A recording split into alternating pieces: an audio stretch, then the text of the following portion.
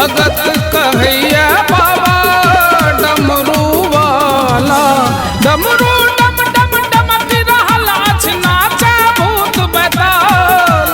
नंदी बसहा चमक रमक का कूदे दो ताल। औघड़ दानी जी सबक मशानी जी सुन लिया हमारा पुकार है मोरा भोला जी। सुन लिया हमारा पुकार।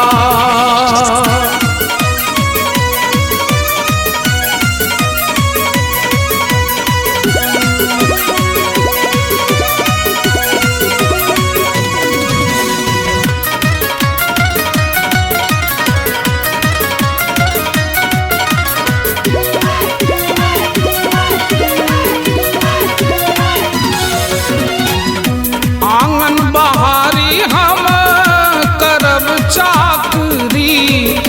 चरण शरण में देव हाजरी। ओ आंगन बहारी हम करब चाकरी। चरण शरण में देव हाजरी। फूल धतूरक माला बाबा करियो ने स्वीकार। जगत के दानी है शिव शंकर जटा में गंगाधार। जटा के धारी जी बाघंबर धारी जी सुन लिया हमारो पुकार है मोरा भोला जी। सुन लिया हमारो पुकार।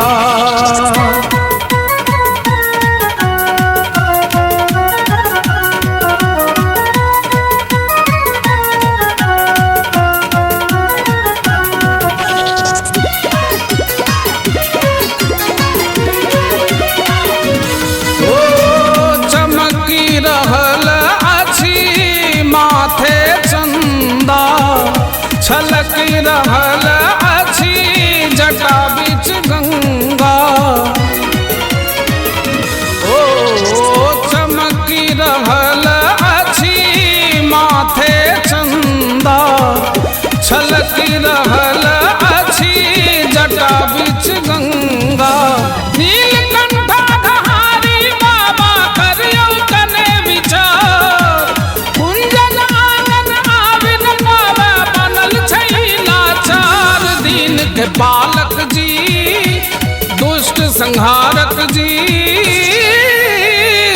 सुन लिया हमारो पुकार है मोरा भोला जी।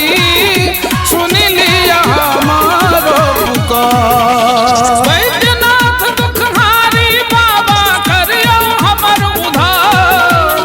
एलो दानी अहिं शरण में करियो बेड़ा पार है मोरा भोला